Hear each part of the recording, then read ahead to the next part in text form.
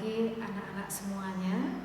Perkenankan Ibu memberikan materi pesantren Ramadan pada pagi hari ini tentang anani'ah, ghadab, hasad, ghibah, dan namimah.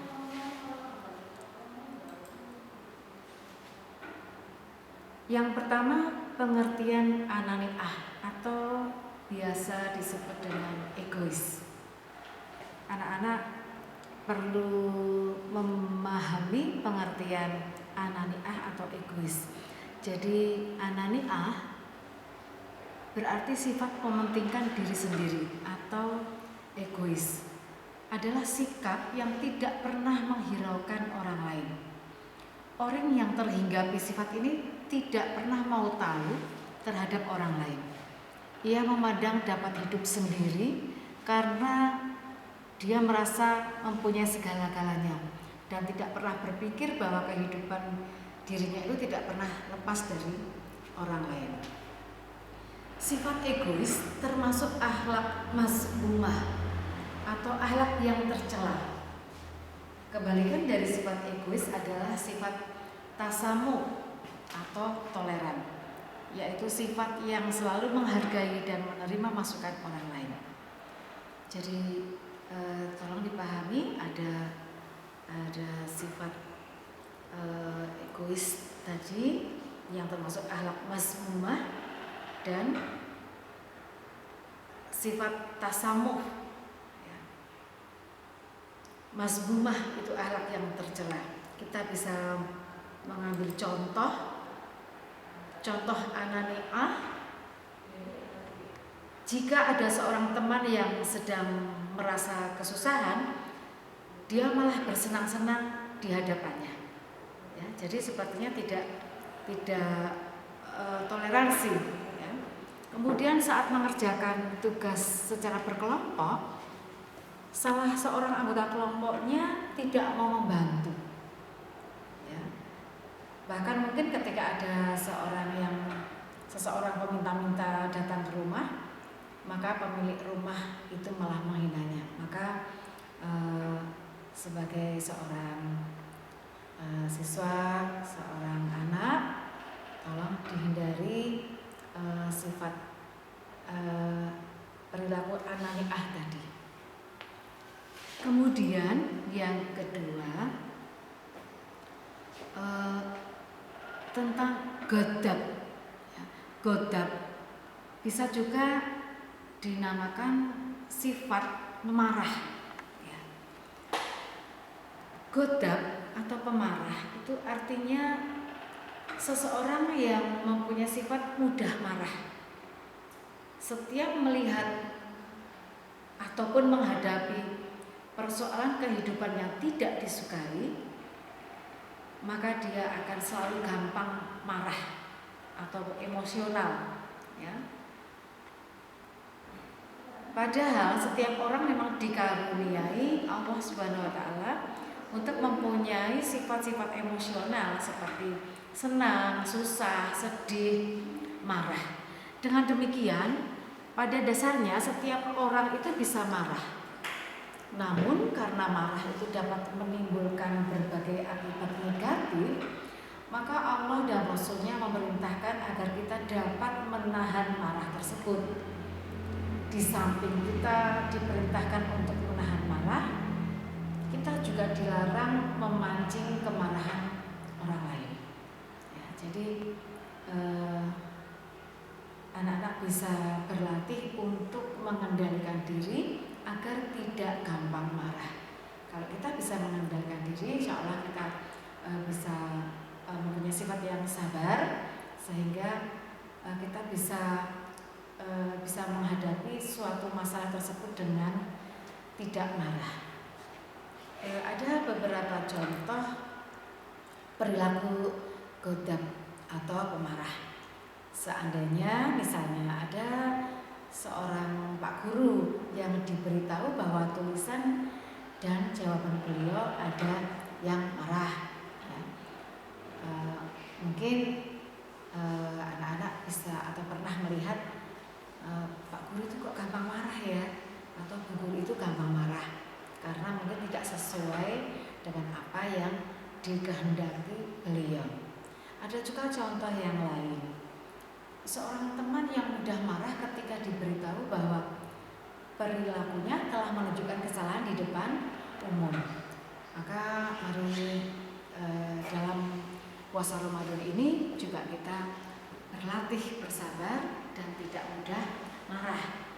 Mungkin kalian bisa berlatih sabar ketika adik atau kakak misalnya menumpahkan sesuatu di baju, ya, maka kita harus melatih mengendalikan diri agar kita tidak gampang marah. Ya, kita kalau tidak marah berarti kita harus mudah memaafkan orang lain.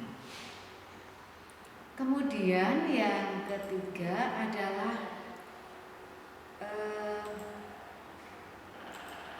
sifat hasad atau dengki.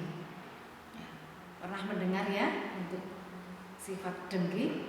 Hasad atau dengki artinya menaruh perasaan marah, benci ataupun tidak suka yang berlarut-larut. Jadi seperti orang yang dendam, dengki, iri, dendam itu biasanya satu paket ya. Ya, jadi hasad itu seseorang yang mempunyai perasaan marah tetapi yang berlarut-larut. Ya. Sikap dengki biasanya merupakan akibat dari memelihara sifat iri, sehingga sifat dengki ini sudah mengarah kepada perbuatan yang mencerminkan kemarahan dan perselisihan.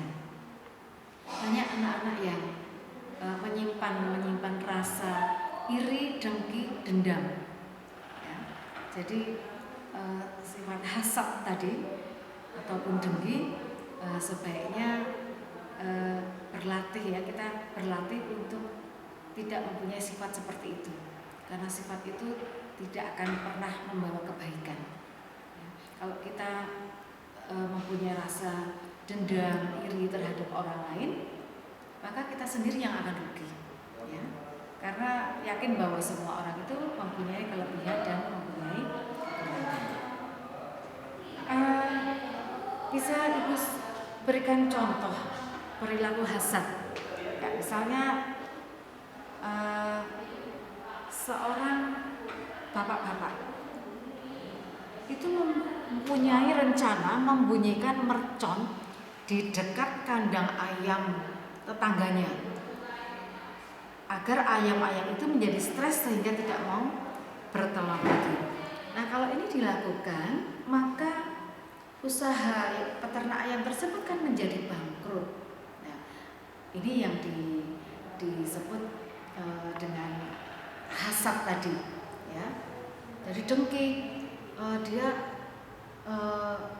melakukan perbuatan yang dengan sengaja ingin membuat orang lain menjadi terpancing untuk marah, dan itu sangat merugikan orang lain.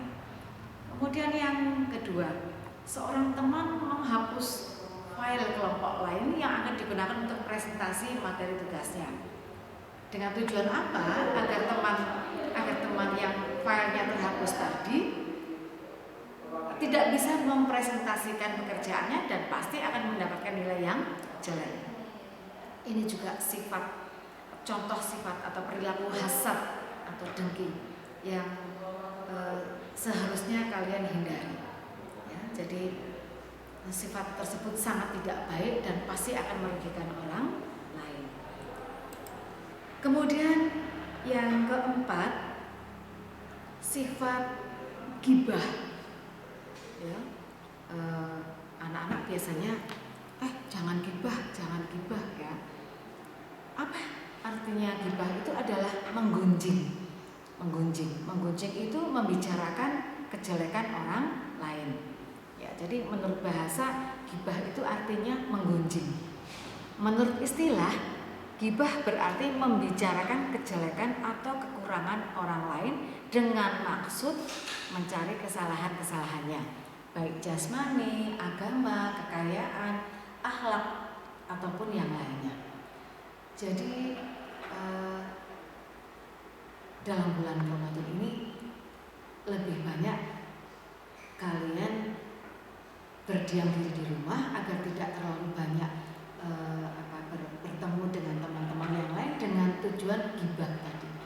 Ya, jadi gibah itu sifat yang tidak terpuji. Ya, jadi gibah itu kalau bahasa Jawanya itu ngerasani. Ya, ngerasani itu pasti membicarakan kejelekan orang lain. Nah, harusnya kita bisa bermuhasabah ya. Bermuhasabah itu berintrospeksi bahwa kalau kita membicarakan orang lain belum tentu kita juga lebih baik dari orang lain tersebut. Ya. Kemudian sebenarnya gibah itu tidak terbatas hanya pada ucapan lidah, akan tetapi setiap gerakan, isyarat, ungkapan, sindiran, tulisan, atau kalau sekarang WA ya, bukan SMS, atau segala sesuatu yang dipahami sebagai hinaan. Ya, orang yang suka menghina, menyindir, mencela, ya,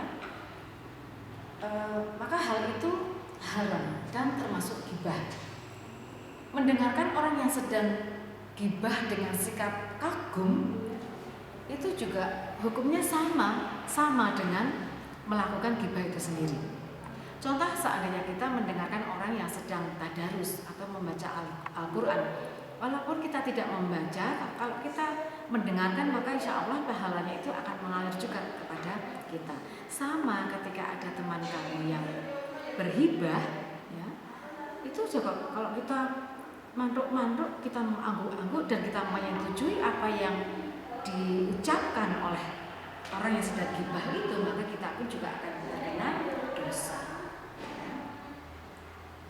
Nah, contoh gibah. Ada seseorang yang membicarakan keburukan orang lain melalui lisan.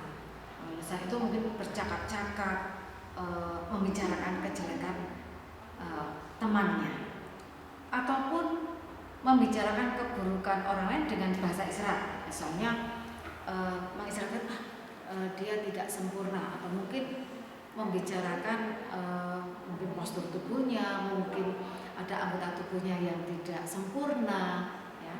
Kemudian mengolok-olok, ya. Jadi selain berbicara dengan lisan, dengan tindakan, gerakan, mengolok-olok, kemudian menuliskan sesuatu di media sosial, itu termasuk gibah. Ya. Contoh-contoh gibah yang harus kita hindari, ya. Karena sekali lagi gibah itu sangat tidak disukai Allah, karena gibah itu menggunjingkan keburukan orang lain. Kemudian yang terakhir, namimah. Ya. Namimah itu adalah perbuatan yang bersifat mengadu domba. Ya. Jadi mengadu domba antara pihak yang satu dengan pihak yang lain. Orang yang mempunyai penyakit hati namimah suka sekali menyebarkan berita yang menimbulkan kekacauan. Jadi dia suka membicarakan atau memfitnah, ya, bisa dikatakan memfitnah, menyampaikan berita yang tidak benar dengan tujuan untuk mengadu domba sehingga kedua belah pihak itu nanti sama-sama saling bermusuhan. Ya. Namimah kadang-kala disebabkan hasad tadi, ya, dan kebencian atau keinginan untuk meraih ambisi. Jadi namimah itu termasuk dosa besar yang diharamkan. Ya. Maka semuanya juga harus bisa mengerti, memahami penyakit-penyakit hati yang tidak disukai Allah tadi. Tadi contoh perilaku namimah, misalnya mengadukan ucapan kawan tersebut kepada direktur atau atasan dengan tujuan untuk memfitnah. Jadi kan ada orang yang suka memfitnah itu dia akan selalu merasa begini, dia akan senang kalau temannya susah dan dia akan susah kalau temannya senang. Ini hal yang sangat tidak terpuji sekali, ya. Maka hati-hati dengan perilaku namimah. Kemudian pada saat zaman dahulu di penjajahan Belanda ada strategi Divide et Impera, ya. Et Impera itu Divide et Impera itu strategi mengadu domba agar apa? Bertujuannya untuk memecah belah. Ya, jadi penjajah itu kan suka kalau rakyat Indonesia dahulu itu saling